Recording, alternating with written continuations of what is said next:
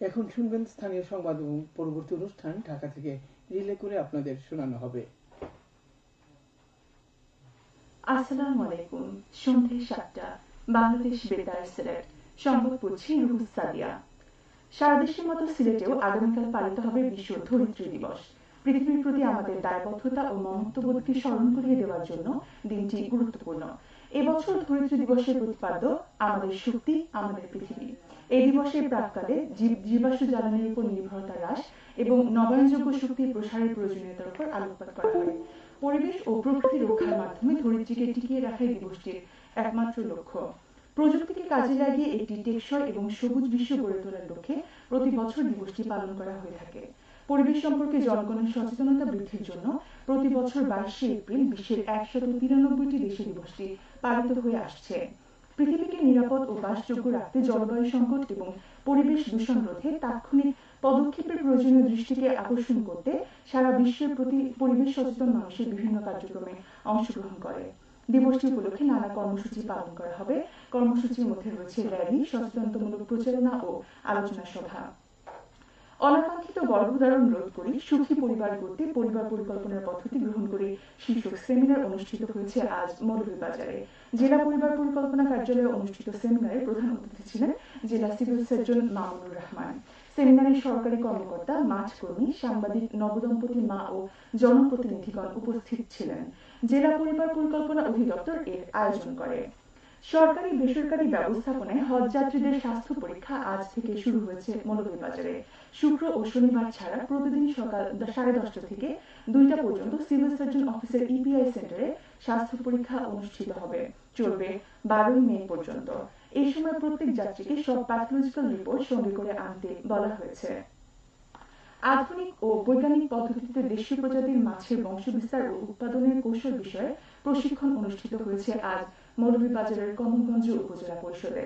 দিনব্যাপী এই প্রশিক্ষণে দেশীয় প্রজাতির মাছের বংশবিস্তার ও উৎপাদনের কৌশল সম্পর্কে চাষীদের প্রশিক্ষণ দেওয়া হয়। এতে উদ্যোক্তা সহ মৎস্য চাষী অংশগ্রহণ নেন। মৎস্য অধিদপ্তর এর আয়োজন করে। খাদ্যপণ্যের ভেজাল বিরোধী অভিযানে অর্ধ লক্ষ টাকা জরিমানা করা হয়েছে আজ মৌলভীবাজারের কমলগঞ্জ উপজেলায়। শমশেরনগর ইউনিয়নের মরাজানের পাল গ্রামে ভেজাল মশলা উৎপাদনকারী প্রতিষ্ঠান থেকে এই জরিমানা আদায় করেন ভ্রাম্যমাণ আদালত। এই ধরনের অভিযান নিয়মিত পরিচালনা করা হবে এবং অবৈধ ও ভেজাল উৎপাদনকারীদের আইনের আওতায় নিয়ে আসা হবে বলে আদালত সূত্রে জানা গেছে। মাদকদ্রব্য সহ একজনকে আটক করা হয়েছে আজ সিলেটের গোয়াইনঘাট উপজেলায়। র্যাপিড অ্যাকশন ব্যাটালিয়নের সিলেটের তামাবিল মহাসড়কের বাঘের সড়ক এলাকায় অভিযান চালিয়ে 282টি বোতল বিদেশি মদ সহ তাকে আটক করা হয়। মাদকের বিরুদ্ধে জিরো টলারেন্স নীতি বাস্তবায়নের এই অভিযান অব্যাহত থাকবে বলে জানা গেছে। এবারে শুনুন কৃষি সংবাদ। কৃষকদের মধ্যে ভর্তুকি মূল্যে পাওয়ার স্প্রেয়ার এবং ধান কাটার আধুনিক যন্ত্র রিপার মেশিন বিতরণ করা হয়েছে আজ সিলেটের জৈন্তাপুরে। উপজেলা কৃষি অফিস প্রাঙ্গণে এই আধুনিক প্রযুক্তির কৃষি যন্ত্রাংশ বিতরণ করা হয়। এই সময় উপজেলা পর্যায়ে বিভিন্ন সরকারি কর্মকর্তা সহ বিশিষ্ট ব্যক্তিবর্গ উপস্থিত ছিলেন। উপজেলা কৃষি সম্প্রসারণ অধিদপ্তর এর উদ্যোগ নেয়। এদিকে কৃষকদের মধ্যে আনারসের চারা বিতরণ করা হয়েছে আজ জৈন্তাপুর উপজেলায়। উপজেলা কৃষি অফিস প্রাঙ্গণে 4টি ইউনিয়নের কৃষকদের মধ্যে 45,000 দেশি জাতের আনারসের চারা বিতরণ করা হয়। উপজেলা কৃষি সম্প্রসারণ অধিদপ্তরের উদ্যোগে এই চারা বিতরণ কার্যক্রম অব্যাহত থাকবে বলে জানা গেছে। খেলার খবর ক্রিকেট। সিলেটের আন্তর্জাতিক ক্রিকেট স্টেডিয়ামে চলমান সিরিজের প্রথম ম্যাচে 25 রানে পিছিয়ে থেকে দিন শেষ করল বাংলাদেশ। প্রথম ইনিংসে বাংলাদেশের করা 191 রানের জবাবে জিম্বাবুয়ে 273 রান করে লিড পায় 82 রানে। এরপর বাংলাদেশ তাদের দ্বিতীয় ইনিংসে ব্যাট করতে নেমে 1 উইকেট হারিয়ে 57 রান তুলে দ্বিতীয় দিন শেষ করেছে। জিম্বাবুয়ের চেয়ে এখন তারা পিছিয়ে আছে 25 রানে। মাহমুদুল হাসান জয় 28 এবং মুমিনুল হক 15 রানে অপরাজিত আছেন। তারা দুজন আগামীকাল তৃতীয় দিনে ব্যাট করতে নামবেন। সবশেষে আবহাওয়া। রাত 1টা পর্যন্ত পূর্বাভাসে বলা হয়েছে সিলেট সহ পার্শ্ববর্তী এলাকায় পশ্চিম উত্তর পশ্চিম দিক থেকে অস্থায়ীভাবে ঘন্টায় সর্বোচ্চ 7 কিলোমিটার বেগে দমকা থেকে ঝড়ো হাওয়া বয়ে যেতে পারে।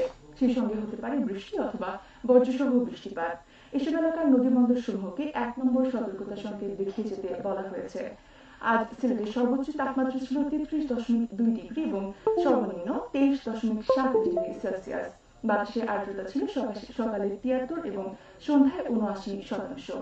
আগামীকাল সিলেটে সূর্যোদয় হবে ভোর 5:25 এবং অস্ত যাবে 6:17। সংবাদ শেষ হলো। আমাদের পরবর্তী স্থানীয় সংবাদ প্রচারিত হবে আগামীকাল সকাল 8:10।